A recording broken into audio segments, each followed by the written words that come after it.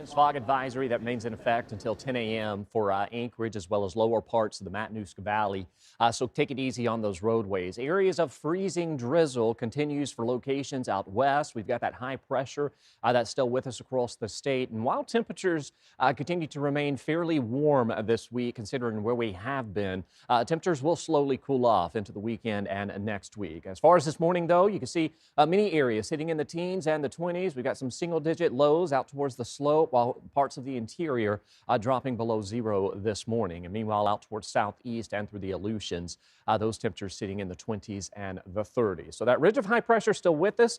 Quiet conditions across most of the state with just some cloud coverage remaining. We've got this ridge of high pressure that has been with us across the state the past couple of days, and that's going to greatly influence our weather pattern, keeping things fairly quiet for most locations across the state. Now, that bitter cold weather that we did see through the first 2 weeks of January, that has shifted all into the lower 48. As that colder weather continues to settle in across Canada as well as into parts of the Deep South. We're watching the potential for a historic ice storm for parts of the Deep South, as well as through the Midwest, as well as the Ohio River Valley, where we could see some winter storm concerns, as well as through the parts of the plains as well. So this historic system will likely arrive into the weekend. Temperatures this morning out towards the lower 48, sitting anywhere from the teens as you head along the northern plains, 17 in Fargo, 18 in Minneapolis. We got 29 in Denver. Now coastal areas of the lower 48 still sitting in the 40s and the 60s, but we will see some colder weather returning for those locations here over the next couple of days. Meanwhile, across South Central and the state as a whole,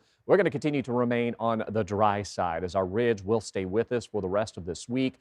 We may see some increasing rain showers, if not a wintry mix out towards Kodiak by Thursday on into Friday. This is our next system we're going to be watching that will build back into South Central as we welcome in next week. For today, though, those highs across the state will easily break into the 20s and the 30s for most locations, even expecting some teens and 20s along the slope, while the interior warms into the single digits and the teens. So these temperatures continue to remain fairly warm across the state. We're going to see daily highs here across South Central staying in the mid to upper 20s, near identical highs each and every afternoon, while overnight lows remain fairly uniform as well, watching increasing snowfall potential as we welcome in early next week.